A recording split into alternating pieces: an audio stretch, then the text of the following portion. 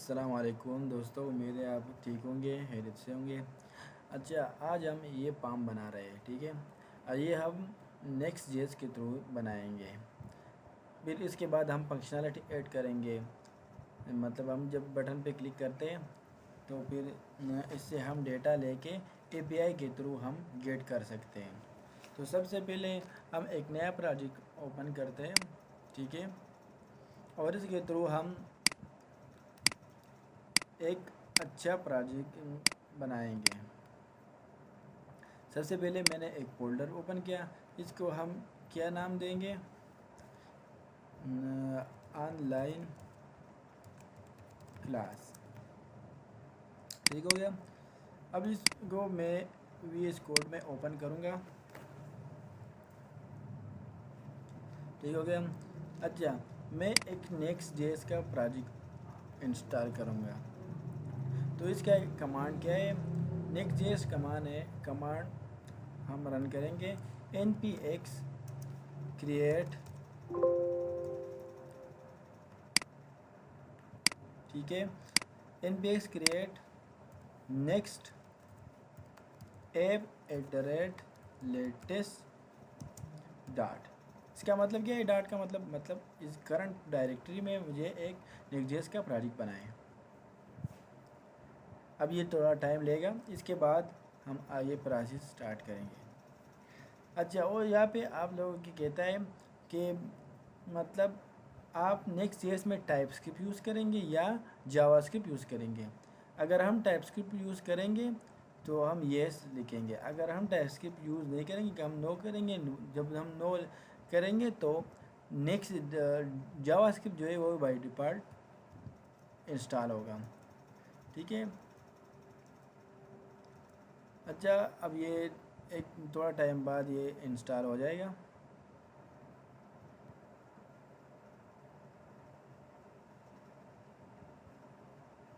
अच्छा, तो अभी मेरा जो ऐप है नेक्स्ट.js का जो प्रोजेक्ट है वो इंस्टॉल हो गया।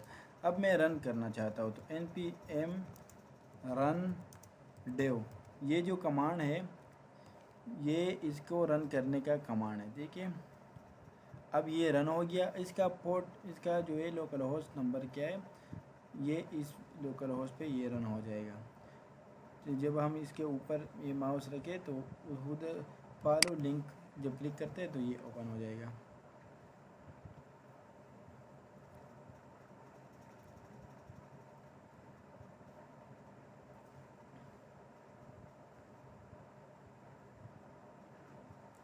इधर कंपाइलिंग स्टार्ट है। जब ये कंपाइलिंग रेडी हो जाएगा तो यहाँ पे ये रन होगा, ठीक हो गया।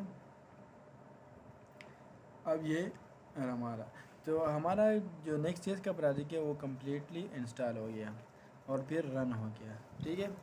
अब हम क्या करना चाहिए, तो सबसे पहले हम एक पाम क्रिएट करेंगे, ठीक है। और इस पाम के थ्रू हम पाम कैसे क्रिएट करेंगे, तो सबसे पहले हम यहाँ पे src फोल्डर पे आएंगे। src फोल्डर में हम क्या बनाएंगे, कंपोनेंट्स, ठीक है। क्योंकि पाम हमारे पास एक कंपोनेंट होते हैं, तो यहाँ पे कंपोनेंट्स, ठीक हो गया। अब इस कंपोनेंट के अंदर क्या लिखना चाहिए, रजिस्ट्रेशन पाम,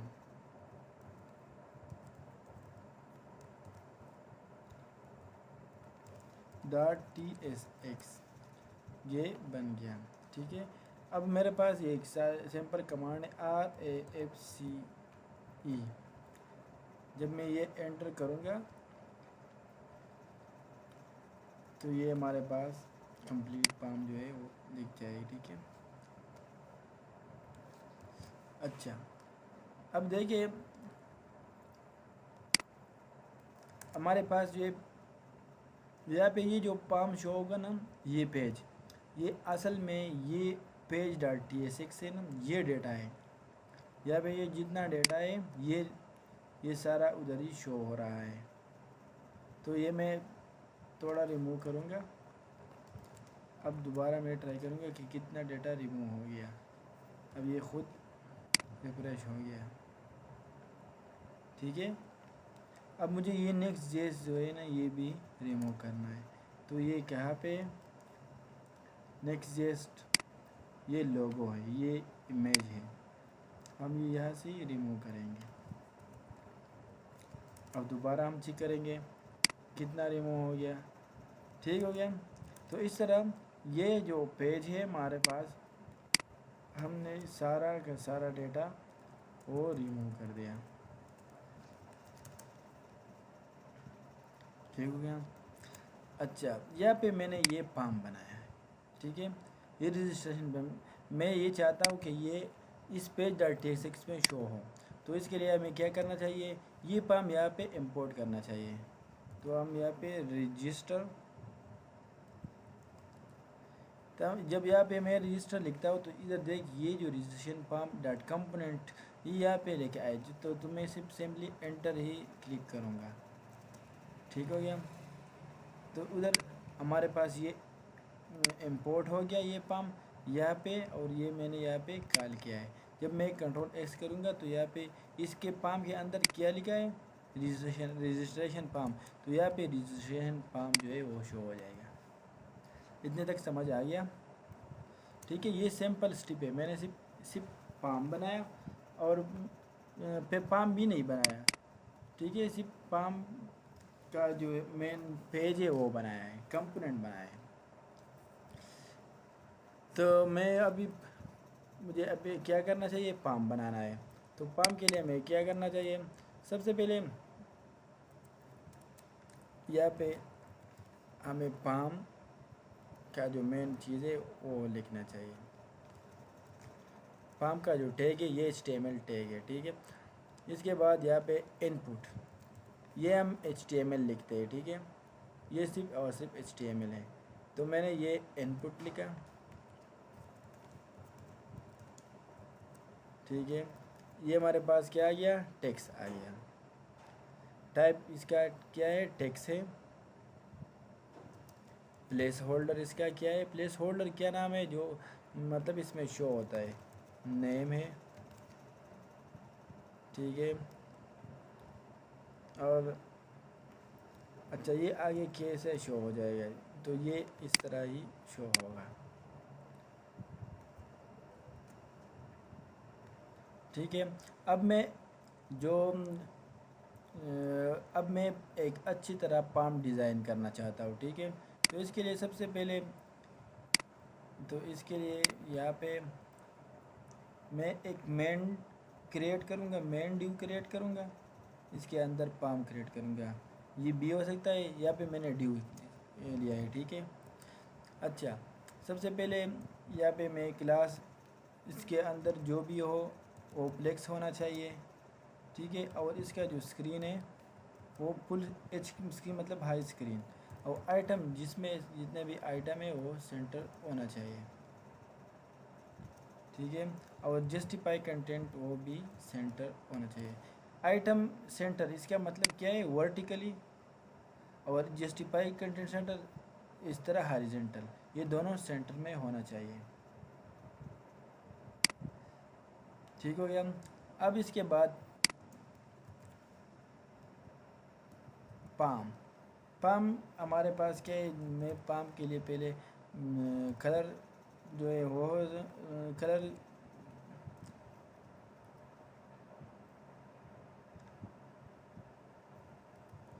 पहले मैंने कलर सेलेक्ट किया, ठीक हो गया। अब इसके बाद चलो फिर देखते हैं कि कैसा हो गया। ये हमारे पास पाम है।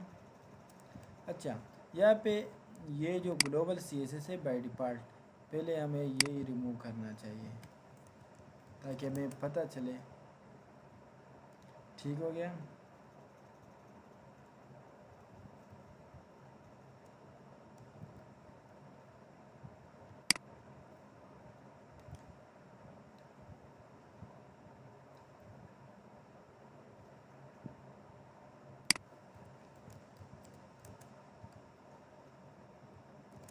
ठीक हो गया। ये हमारे पास बैकग्राउंड कलर है। अच्छा, सबसे पहले हमें इनपुट के अंदर जो है हमें ये इस पे काम करना चाहिए। तो ये टाइप इसका क्या है, टेक्स्ट है। ठीक है, हो गया। और इसका प्लेस होल्डर मतलब इसमें क्या नेम होना चाहिए, और इसमें मैं क्लासेस दूंगा। तो इसके लिए मार्जिन टॉप देना चाहिए, मार्जिन टॉप 1, विड्थ फुल, और बॉर्डर जो है ना वो राउंडेड होना चाहिए। ठीक है, अब इसका मैं अंदर जो टेक्स्ट है वो ऐसे मतलब स्मॉल होना चाहिए, और पेडिंग इसके लिए 2 होना चाहिए। ठीक है, तो ये हमारे पास आ गया फॉर्म। ठीक है, यहाँ पे मैंने ये जो छोड़ा है ये हम रिमूव करेंगे, फिर यहाँ पे ये ठीक हो गया।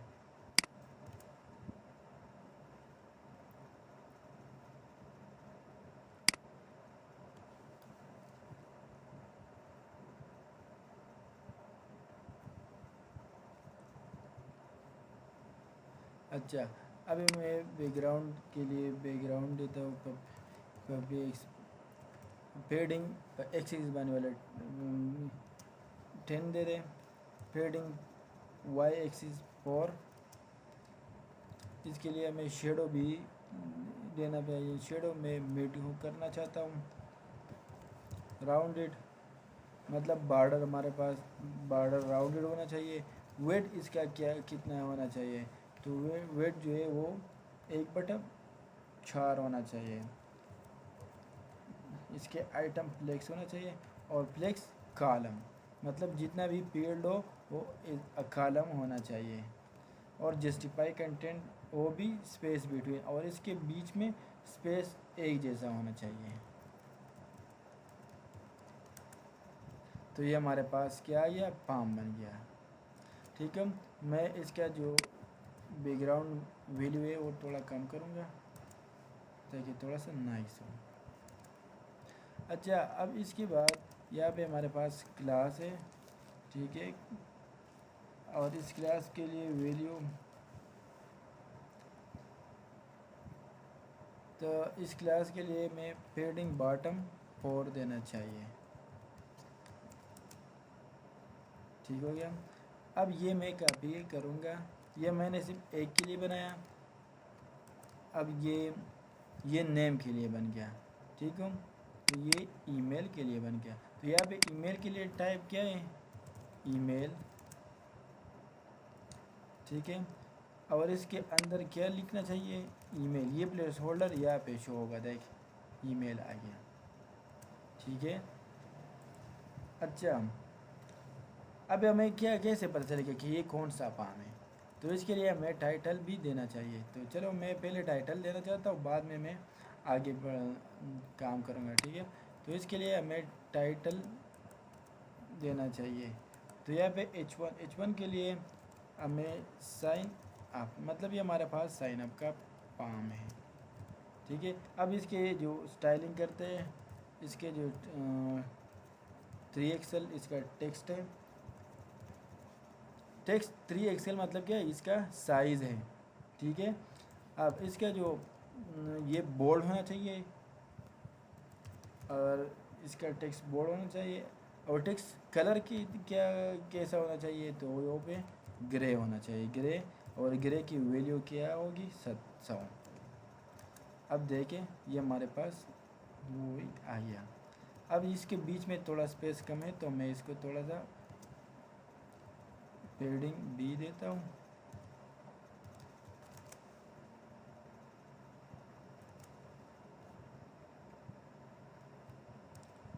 अच्छा, पेडिंग वाई एक्सिस 3 ठीक हो गया। अब इसके बीच में स्पेस ज़्यादा हो गया। अब name, email, user name, email, password. तीसरा क्या है, पासवर्ड। तो ये हमें दोबारा कॉपी करेंगे और यहाँ पे पेस्ट करेंगे। अब ये हमारे पास टाइप क्या है, पासवर्ड है। अब यहाँ पे पासवर्ड ही होगा, ठीक है। यहाँ पे अब ईमेल है, तो हम यहाँ पे क्या करेंगे, अब जब यहाँ पे मैंने टाइप पासवर्ड किया, अब यहाँ पे मैं जो भी डालूँगा वो एज अ पासवर्ड यूज़ होगा, देखिए। और तीसरा चौथा जो है वो क्या होगा, कन्फर्म पासवर्ड। ये हमारे पास पाम बन गया, वो भी टाइप पासवर्ड ही होगा, ठीक है। और यहाँ पे कन्फर्म पासवर्ड होगा। अच्छा, अब इसके बाद हमारे पास एक बटन आता है, ठीक हो गया, बटन। और बटन में क्या होता है, सबमिट या साइन अप।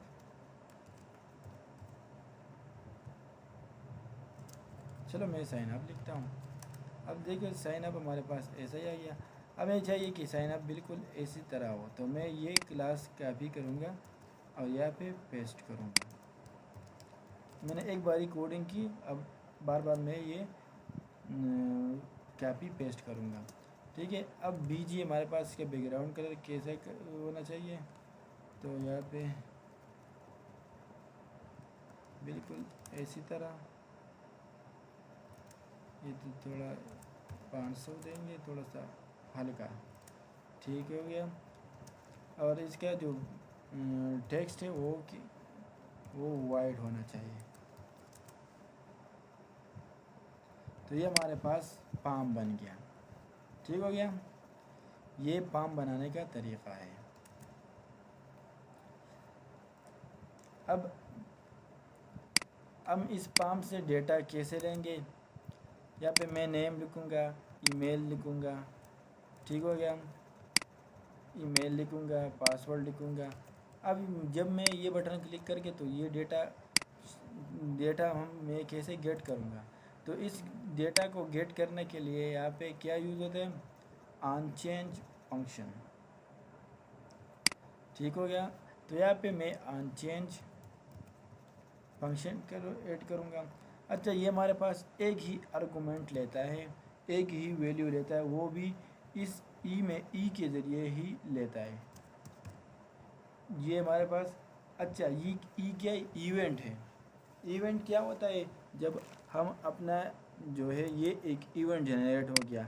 अब यहाँ पे मैंने क्लिक किया, मैंने आई क्लिक किया, तो ये एक इवेंट जनरेट हो गया, मैंने आई लिखा। फिर भी इसके बाद मैंने एम लिखा, ये दूसरा इवेंट। फिर मैंने RAN लिखा, तो ये 5 इवेंट जनरेट हो गए इवेंट, और वो भी इस ई के थ्रू, ठीक हो गया, इस ई के थ्रू, इस ई में स्टोर हो गए। अब इस ई से हमें ये डेटा निकलना चाहिए, तो इस ई से हमें ये डेटा उठाना चाहिए और इसको एक वेरिएबल में स्टोर करना चाहिए। तो इसके लिए हमारे पास है वो एक स्पेशल किस्म के वेरिएबल होता है, इसको हम स्टेट्स कहते हैं। तो इसको हम स्टेट कहते हैं, ठीक है। तो सबसे पहले हमें यहाँ पे वो स्टेट डिपेंड करने पड़ते हैं, ठीक है। तो स्टेट सिंपल सी हम कांस्टेंट लिखते हैं, ठीक है। इसके बाद यहाँ पे एक होता है नेम, ठीक हो गया। दूसरा है सिट नेम, ये हमारे पास एक फंक्शन होता है, ठीक है। यहाँ पे हम यूज़ स्टेट करते हैं, ठीक। तो यूज़ स्टेट जो है वो इंपोर्ट हो गया।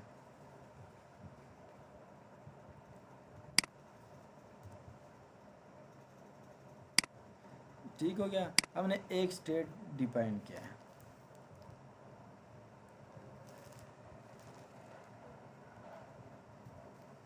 ठीक हो गया।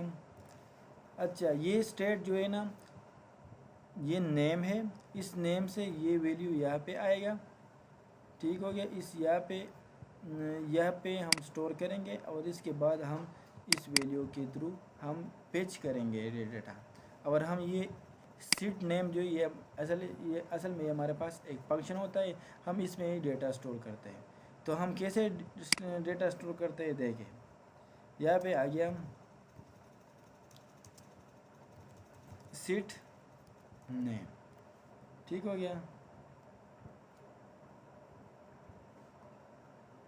अच्छा, हमारे पास जो डेटा है ये सीट नेम हमारे पास एक फंक्शन है, और वैल्यू क्या किस में पड़ा है, इस ई में पड़ा है, इस इवेंट में पड़ा है। तो इस इवेंट के थ्रू हम ये टारगेट वैल्यू हम उठाते हैं।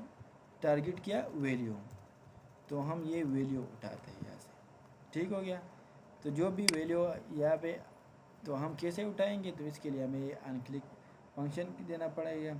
अच्छा, अब इसके वैल्यू जो है ना, ये वैल्यू जब यहाँ पे स्टोर हो जाएगा, तो चलो मैं यह वैल्यू ये जो वैल्यू है ये यहाँ पे मैं दोबारा ही ऐड करूँगा।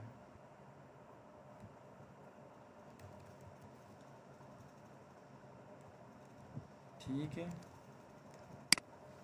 तो इस तरह हमने एक ही स्टेट बनाया और इसी नेम से हमने वैल्यू ही उठाई। दूसरा, अब हमें क्या करना चाहिए, ये दोनों कॉपी करेंगे। एक बार हमने ये बनाया, ठीक है। अब ये यहाँ पे मैं ये पेस्ट करूँगा और इसका नाम, अच्छा हमारे पास पहले हम जो है ना ये स्टेट कॉपी पेस्ट करेंगे, 4 स्टेट बनाएंगे। पहले नेम हो गया, फिर ईमेल हो गया, यहाँ पे क्या आएगा, सीट ईमेल, और यहाँ पे सिर्फ ईमेल, पासवर्ड, और यहाँ पे सीट पासवर्ड, और यहाँ पे कंफर्म पासवर्ड।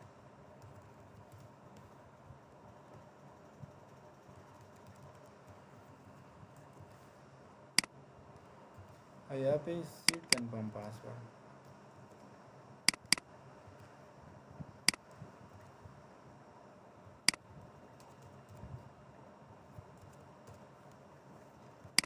ठीक हो गया। तो ये इस वेरिएबल में हमारे पास ये वेरिएबल है, इस तरफ का ये वेरिएबल है, और ये जिसके साथ सीट लगा ये हमारे पास फंक्शन है, इसमें हम वैल्यू स्टोर करेंगे। तो अब यहाँ पे क्या आएगा, सीट ईमेल,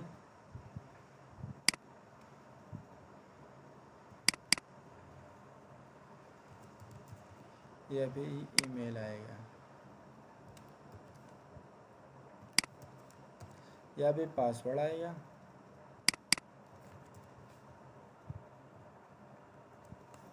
सीट पासवर्ड, यहाँ पे पासवर्ड आएगा,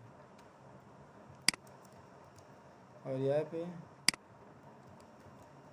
सीट कंफर्म पासवर्ड, और यहाँ पे कंफर्म पासवर्ड ही आएगा। ठीक हो गया। तो ये हमारे पास क्या बन गया,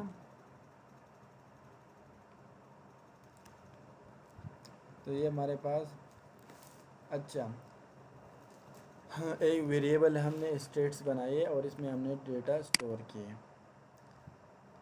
अब इसके बाद हमारे पास जो है ना सबमिट हैंडल, जब हम इस बटन पे क्लिक करेंगे, ये बटन है, अब इस बटन का टाइप क्या है, बटन के डिफरेंट टाइप्स होते हैं, हम इसके टाइप जो है ना वो सबमिट ही रखेंगे। ठीक है, जब इस पे हम क्लिक करेंगे तो ये डेटा ही सबमिट करेगा।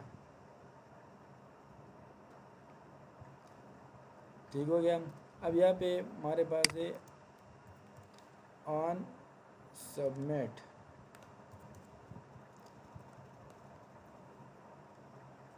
ऑन सबमिट में हम क्या कहेंगे, हैंडल चेंज, हैंडल सबमिट।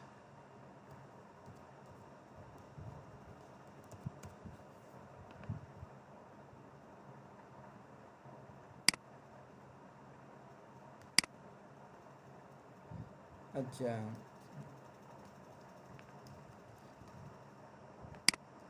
तो सबसे पहले हम यहाँ पे एक कांस्टेंट लेते हैं और इस कांस्टेंट में हम handle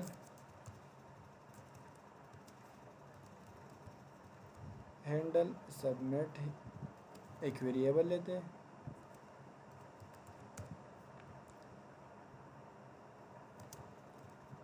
is equal to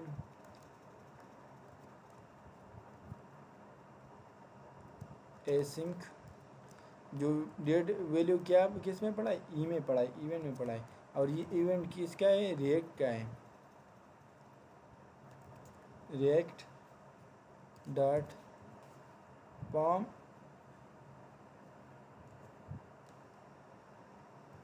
पॉम event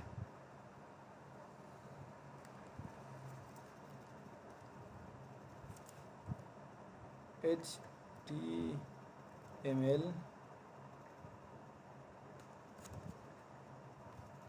पॉम element. ठीक हो गया, ये इसमें ही पड़ा है।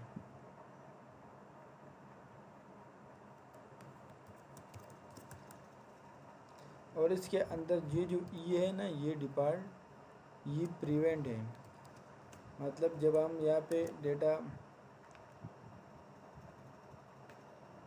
अच्छा एरर आ गया, अनसबमिट है तो अनसबमिट में हम हैंडल सबमिट ही लिखेंगे। ठीक हो गया, अब ठीक हो गया। अच्छा अब दूसरा, ये एरर क्यों दे रहा है, यहाँ पे लिखता है कि नहीं, यहाँ पे ये लिखता है कि ये पाम जो है ना, ये client by default every component, मैंने कंपोनेंट बनाया है, एवरी कंपोनेंट ए सर्वर कंपोनेंट होता है। तो जब हम पाम बनाते हैं या ऐसे जो यूज़र इंटरेक्शन होता है इसके साथ, तो ये क्लाइंट कंपोनेंट होता है। तो यहाँ पे हम यूज़ क्लाइंट ही यूज़ करेंगे। अब हमारे पास जितने भी मसले मसाइल वो सारे हल हो गए। तो 1 2 3 1 2 3 जब हम यहाँ पे क्लिक करेंगे, ठीक हो गया। तो ये हमारे पास क्या आ गया, तो ये हमारे पास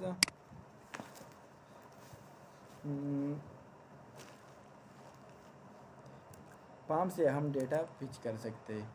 अब यहाँ पे हम टेस्ट भी कर सकते हैं, कंसोल,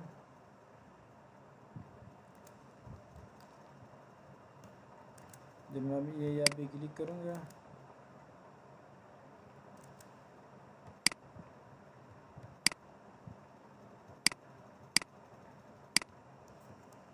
तीन 1 2 3, ठीक है। तो यहाँ पे गेट डेटा मतलब हमारे पास बिल्कुल सही चलता है। तो यहाँ तक ये आज हमने पाम बनाया, ठीक है। और कल इंशाल्लाह हम API के थ्रू यहाँ से डेटा पिच करेंगे। अब यहाँ तक हमारा काम बिल्कुल कंप्लीट हो गया। अब इसके बाद हम यहाँ पे API बनाएंगे और data server, send to server. ठीक हो गया, ठीक है। अल्लाह हाफिज़।